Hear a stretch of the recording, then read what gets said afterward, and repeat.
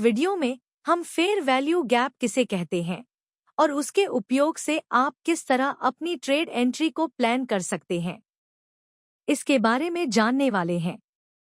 तो चलिए सबसे पहले फेयर वैल्यू गैप क्या है ये जानते हैं।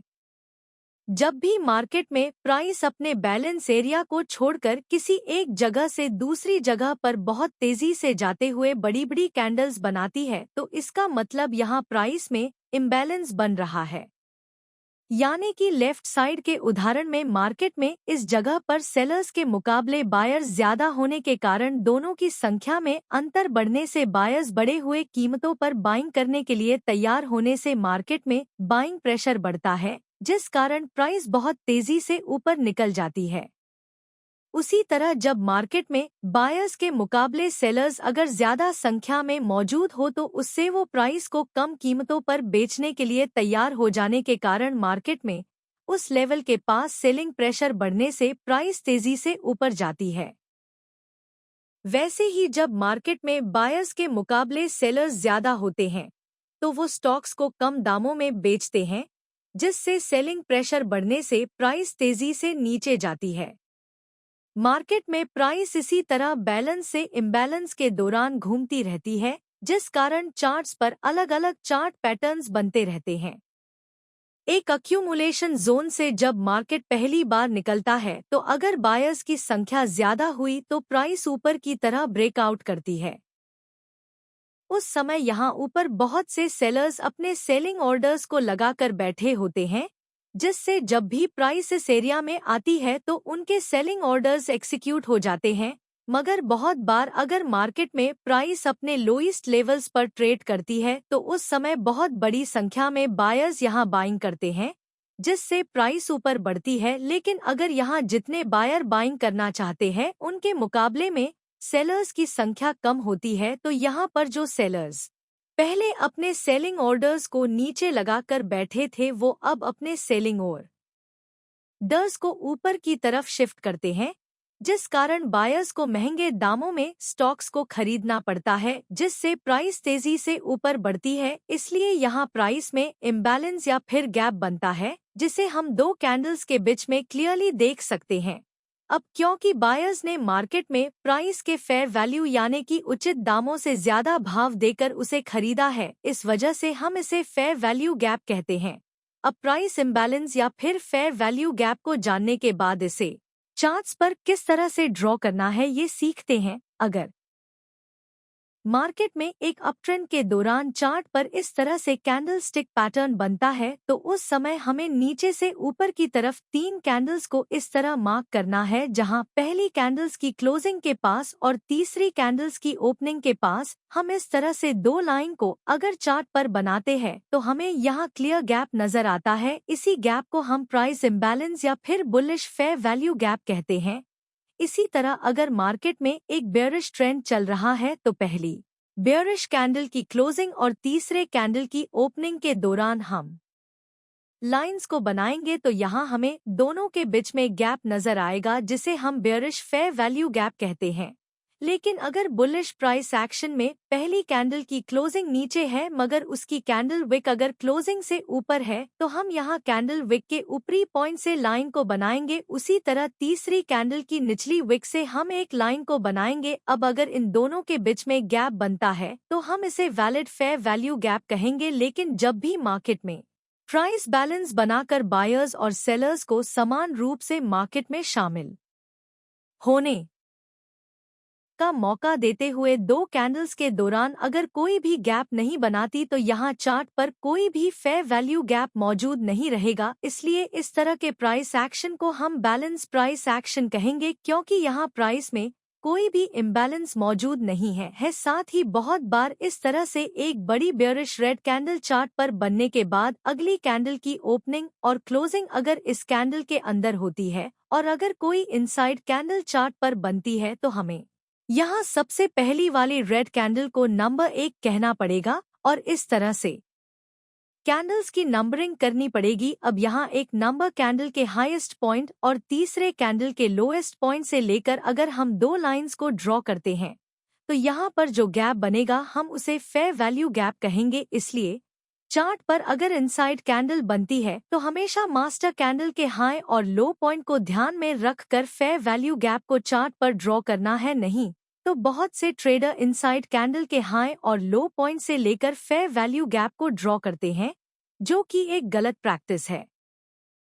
बेयरिश प्राइस एक्शन में भी इसी तरह से अगर मास्टर कैंडल के अंदर कोई इनसाइड कैंडल बनती है तो आपको बड़ी ग्रीन कैंडल के लोएस्ट पॉइंट से लेकर तीसरी कैंडल के हाईएस्ट पॉइंट के दौरान 2 लाइंस को बनाना है, जिससे आपका फेयर वैल्यू गैप चार्ट पर बराबर मार्क हो जाएगा। लेकिन कई बार चार्ट पर एक बड़ी कैंडल के अंदर बहुत सी छोटी छोटी इनसाइड कैंडल्स बनती है, उस समय भी आपको बड़ी मास्टर कैंडल के हाईएस्ट और लोएस्ट पॉइंट को ही ध्यान में रखते हुए फेयर वैल्यू गैप को चार्ट पर बनाना है। इन सभी बातों को अच्छे से समझकर अगर आप चार्ट पर फेयर वैल्यू गैप को बनाते हैं तभी आपको अच्छे रिजल्ट्स देखने को मिलेंगे। जब भी प्राइस चार्ट पर फेयर वैल्यू गैप बनाती है तो मार्केट उस गैप को भरने के लिए एक बार उस गैप की दिशा में आने की कोशिश जरूर करता है और उस गैप को भरने के बाद फिर से अपना पुराना ट्रेंड कंटिन्यू करता है। इसका मतलब प्राइस इस गैप को सिर्फ एक बार के लिए ही इस्तेमाल करती है। इसलिए एक फेयर वैल्यू गैप तब तक वैलिड रहता है जब तक कि वो अनमिटिगेटेड है, यानी कि उसका कभी इस्तेमाल ही नहीं किया हो। लेकिन अगर प्राइस किसी फेयर वैल्यू गैप को एक बार भर देती है तो वो मिटिगेट हो जाता है, जिससे भविष्य में वो हमारे किसी काम का नहीं रहता। इसी वजह से एक फेयर वैल्यू गैप सिर्फ एक ही बार इस्तेमाल होता है और अगर वो मिटिगेट हो गया तो हम उसे आगे के लिए कंसिडर नहीं करते। Candle closing in fair value gap. Market में बहुत बार प्राइस किसी फेयर वैल्यू गैप एरिया में आकर उसे रिस्पेक्ट करे बगैर नीचे जाते हुए उसे ब्रेक कर देती है और कैंडल की क्लोजिंग फेयर वैल्यू गैप के बाहर हो जाती है। अगर चार्ट पर इस तरह से सिचुएशन बनती है तो ये एक इनवैलिड फेयर वैल्यू गैप है, जिसे हम अब आगे के लिए इस्तेमाल नहीं कर सकते क्योंकि यहाँ प्राइस इस गैप के नीचे जाकर क्लोज हुई है। इसलिए अब हम यहाँ हमारे प्रीवियस ट्रेंड की डायरेक्शन में ट्रेड एंट्री नहीं कर सकते हैं। लेकिन अगर प्राइस नीचे इस गैप एरिया में आते समय एक लॉन्ग लोअर विक बनाकर कैंडल की क्लोजिंग अगर इस एरिया के 50% के आसपास या फिर उसके ऊपर करती है तो हम इसे एक वैलिड फेयर वैल्यू गैप मान सकते हैं और यहाँ ट्रेंड की दिशा में ट्रेड एंट्री का प्लान बना सकते हैं, क्योंकि यहाँ प्राइस ने इस एरिया से नीचे जाते समय रेजिस्टेंस फेस किया है, जिस कारण यह एरिया अभी प्राइस को रिवर्स कराने की क्षमता रखता है, क्योंकि मार्केट ने यहाँ इस कैंडल के लो विक के जरिए नीचे मौजूद लिक्विडिटी को स्वीप किया है, जिस वजह से प्राइस यहाँ से वापस अपने पुराने ट्रेंड की दिशा में ट्रेड करने के बढ़ जाते हैं। Number 3, use 50% area for bigger candles. कभी मार्केट में प्राइस जब बहुत समय के लिए एक अक्यूमुलेशन जोन में ट्रेड करती रहती है तो इस समय होने वाले ब्रेकआउट्स बहुत स्ट्रॉन्ग होने के कारण चार्ट्स पर बड़ी बड़ी कैंडल्स बनने से फेयर वैल्यू गैप का एरिया भी बड़ा हो जाता है। ऐसे सिचुएशंस में आप प्राइस के इस एरिया के निचले हिस्से तक आने का इंतजार नहीं कर सकते, क्योंकि प्राइस बहुत बार फेयर वैल्यू गैप के स्टार्टिंग पॉइंट या फिर 50% एरिया से ही रिवर्स हो जाती है, जिस वजह से आप ट्रेड एंट्री करने से चूक जाते हैं। इसलिए अगर चार्ट पर इस तरह से बहुत बड़ी कैंडल से फेयर वैल्यू गैप बनता है तो आप यहां इस एरिया के स्टार्टिंग पॉइंट या फिर 50% एरिया के पास अपने ट्रेड एंट्री ऑर्डर लगा सकते हैं, जिससे आपका स्टॉप लॉस भी छोटा हो जाएगा, क्योंकि अगर आप इस कैंडल्स के पॉइंट पर एंट्री करते हैं तो आपको अपना स्टॉप लॉस यहाँ नीचे लगाना पड़ेगा, जिस कारण स्टॉप लॉस बड़ा बनने से आपका रिस्क टू रिवॉर्ड रेशियो बिगड़ सकता है, क्योंकि ऑप्शन ट्रेडिंग में आपको कम से कम 1 से 2 का टारगेट रखना पड़ता है। इसलिए आप यहाँ अगर 50% एरिया से ट्रेड एंट्री करते हैं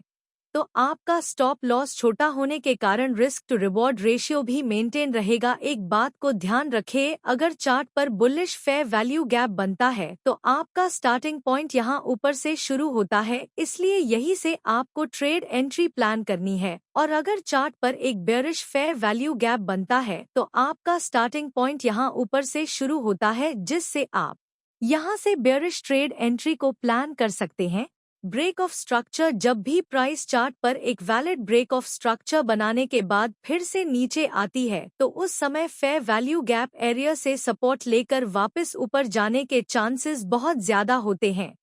क्योंकि यहाँ मार्केट ने इस स्विंग के ब्रेकआउट के बाद यहाँ इस ब्रेकआउट को देखकर जो रिटेल ट्रेडर्स मार्केट में एंटर हुए थे उनके स्टॉप लॉस ऑलरेडी हिट होने से मार्केट ने उनकी स्टॉप लॉस लिक्विडिटी को नीचे स्वीप किया है। इस वजह से यहाँ से प्राइस सपोर्ट लेकर फिर से अपने पुराने ट्रेंड को कंटिन्यू कर सकती है। इसलिए अगर चार्ट पर वैलिड ब्रेक ऑफ स्ट्रक्चर बनाने के बाद price fair value gap area में आती है तो यह एक high probability trade entry setup होता है। चार्ट एक high probability trade entry setup को चार्ट पर खोजने के लिए आपको बहुत सारे ट्रेड एंट्री कॉन्फर्मेशंस को लेना जरूरी होता है, तभी आप मार्केट में ट्रैप होने से खुद को बचा सकेंगे। जैसे कि यहाँ price valid break of structure करने के बाद नीचे आते हुए इस फेयर वैल्यू गैप एरिया के पास आती है। यहाँ सिर्फ एक अकेले फेयर वैल्यू गैप के भरोसे हम रिवर्स ट्रेड एंट्री नहीं कर सकते, लेकिन अगर चार्ट पर इस एरिया के पास कोई प्रीवियस सपोर्ट एरिया मौजूद हो तो यहाँ से प्राइस के रिवर्स होने के चांसेस और भी ज्यादा होते हैं। साथ ही आपको फेयर वैल्यू गैप एरिया में कैंडलस्टिक पैटर्न को भी ध्यान में रखना है। अगर चार्ट पर इस तरह से लॉन्ग लोअर विक के साथ रिजेक्शन कैंडल पर बनती है तो प्राइस एक्शन के हिसाब से यह एक बुलिश सेटअप होता है। इसलिए किसी भी ट्रेड में एंट्री करते समय आपको अलग अलग की फैक्टर्स को कंसिडर करना जरूरी होता है। चलिए अब चार्ट्स पर फेयर वैल्यू गैप के कुछ उदाहरण देखते हैं। यह निफ्टी 50 का 5 मिनट टाइम फ्रेम का चार्ट है, जहां प्राइस एक रेंज में ट्रेड करने के बाद एक स्ट्रॉन्ग बेयरिश कैंडल से इस रेंज का नीचे ब्रेक डाउन कर देती है। अब अगर हम यहाँ सबसे आखिरी 3 कैंडल्स को इस तरह से मार्क करेंगे तो यहाँ पहली कैंडल का लो और तीसरी कैंडल का हाई, इन दोनों के बीच में एक बड़ा फेयर वैल्यू गैप या फिर प्राइस इम्बैलेंस चार्ट पर बन रहा है। इसलिए हम इसे यहाँ मार्क करेंगे और प्राइस के इस जोन में आने का इंतजार करेंगे। थोड़ी देर बाद प्राइस धीरे धीरे ऊपर बढ़ते हुए जैसे ही इस एरिया में आती है तो हम यहाँ बेयरिश साइड का ट्रेड ले सकते हैं, क्योंकि चार्ट पर एक बेयरिश फेयर वैल्यू गैप बना हुआ है। इस ट्रेड में हमारा स्टॉप लॉस यहाँ इस फेयर वैल्यू गैप के थोड़ा ऊपर या फिर इस बेयरिश कैंडल के स्टार्टिंग पॉइंट पर रहने वाला है। थोड़ी ही देर में प्राइस इस एरिया से रिजेक्शन फेस करते हुए नीचे चली जाती है और हमारे प्रॉफिट टारगेट को हिट करती है। उसी दिन मार्केट नीचे से ऊपर आकर हमारे प्रीवियस स्विंग लो को ब्रेक करते हुए ऊपर क्लोज हो जाता है, जिससे यहाँ वैलिड चेंज ऑफ कैरेक्टर बनता है। अब प्राइस ने यहाँ ऊपर आते हुए कहीं पर क्या कोई फेयर वैल्यू गैप बनाया है, इसे हम चेक करेंगे यहाँ से लेकर यहाँ तक। चार्ट पर सिर्फ इस लेवल के पास एक ही valid fair value gap chart पर बना है, जो कि बहुत छोटा है, लेकिन बहुत से रिटेल ट्रेडर यहाँ इस बुलिश कैंडल के पास एक फेयर वैल्यू गैप को ड्रॉ करते हैं, जो कि सरासर गलत है, क्योंकि यहाँ इस बिग कैंडल के अंदर इन तीनों कैंडल की क्लोजिंग होने के कारण हम इन्हें इनसाइड कैंडल्स मानते हैं, जिस कारण अगर हम इस ग्रीन बुलिश कैंडल के हाई और इस कैंडल के लो एरिया को मार्क करने की कोशिश करेंगे तो यहाँ कोई भी फेयर वैल्यू गैप चार्ट पर मौजूद नहीं है, इसलिए हम इसे आगे के लिए कंसिडर नहीं करेंगे। अब हमने जो यहाँ वैलिड फेयर वैल्यू गैप बनाया है उसी एरिया के पास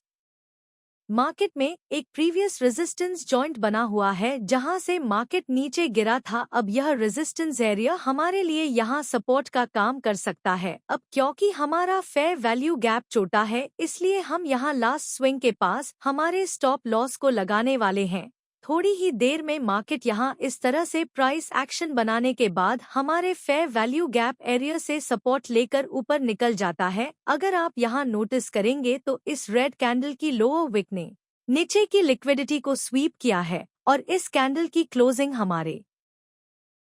फेयर वैल्यू गैप एरिया में हुई है। इसका मतलब यहाँ यह एक वैलिड फेयर वैल्यू गैप बना था, इसलिए फेयर वैल्यू गैप के आधार पर ट्रेड एंट्री करने से पहले हमें मार्केट में चल रहे ट्रेंड और प्राइस एक्शन में बन रहे सपोर्ट एंड रेजिस्टेंस लेवल्स का भी इस्तेमाल ट्रेड में एंट्री करते समय करना चाहिए, जिससे आपकी ट्रेड एंट्री फेल होने के चांसेस कम से कम हो सके। अगर आपको हमारा ये वीडियो अच्छा लगा तो वीडियो को लाइक और चैनल को सब्सक्राइब जरूर करें। धन्यवाद।